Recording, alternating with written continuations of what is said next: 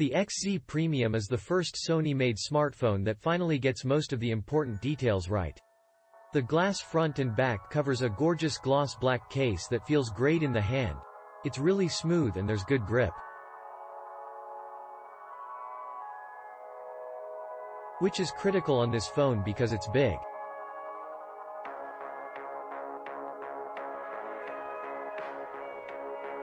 Not really any bigger than other devices in the 5 inches screen arena, but still big. What really sets the XZ Premium apart from other devices is a few things. That 4K screen, the super high-speed video capture, and the lack of any biometric way to log into the device, which has turned out to be a Devi. Color reproduction is amazing in 4K content. I recommend Landscapes on YouTube for testing, looks better than real life.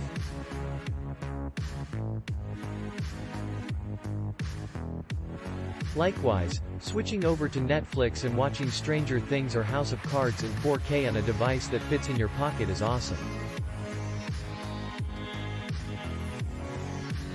That said, 4K content is still a bit limited and streaming it eats up data like crazy.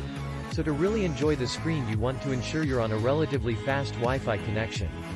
Netflix requires the purchase of their top streaming plan in order to get 4K HDR video, but it is natively supported. Nice. You won't use the 4K HDR features much, but when you do, you'll really appreciate them. The high-speed camera can record slow-motion video at 960 frames per second, which is insane. Some of the video you can capture with this is truly mind-blowing. The high-speed camera really needs good, strong light to capture anything, as you'd expect.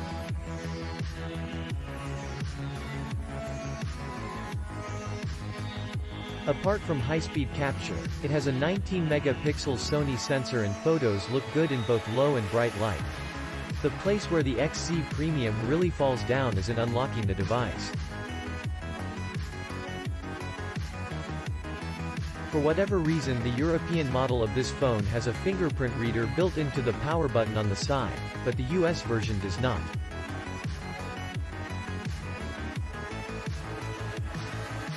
Man.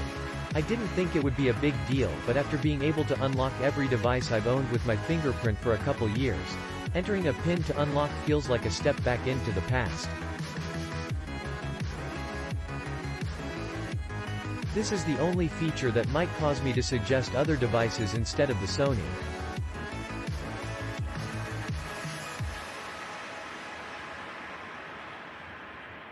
I read that it has something to do with some patent issue, but whatever it is, Sony needs to get this figured out. I've heard that Sony might enable the fingerprint reader. Apparently the reader is in the phone, but turned off in the firmware, later this year. Here's hoping it happens. The rest of the phone is awesome. Button feel is excellent. Battery life is good and easily makes it through 1-to-1. 5 days with moderate use. The remote play feature, if you own a PS4, is awesome and works really well. Speakers are okay, and the Snapdragon processor is really FA.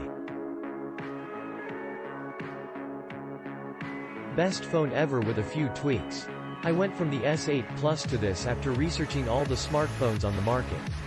After a few tweaks the fingerprint scanner is amazing and best position ever on a phone. This can be enabled without rooting the device. Just flash European firmware to the phone.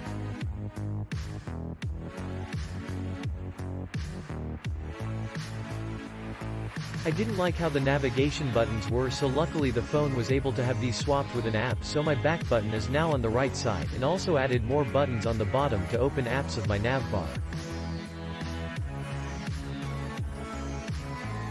If you're into customizing your phones, this is the phone for you. The camera button is awesome as well. The speed makes my S8 Plus seem slow. Holding it is a lot more comfortable as well. Added gestures for quick launching apps and scroll bar of apps at bottom.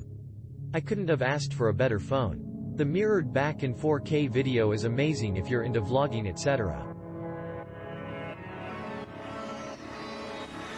So if you spend a little time researching this phone on how to enable a few things or just buy the UK version, you will be in for a treat.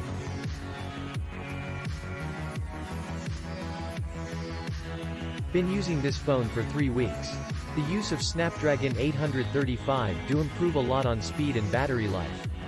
No doubt its dual speakers seem to be softer than most previous offer by Sony. Click link in description for more reviews.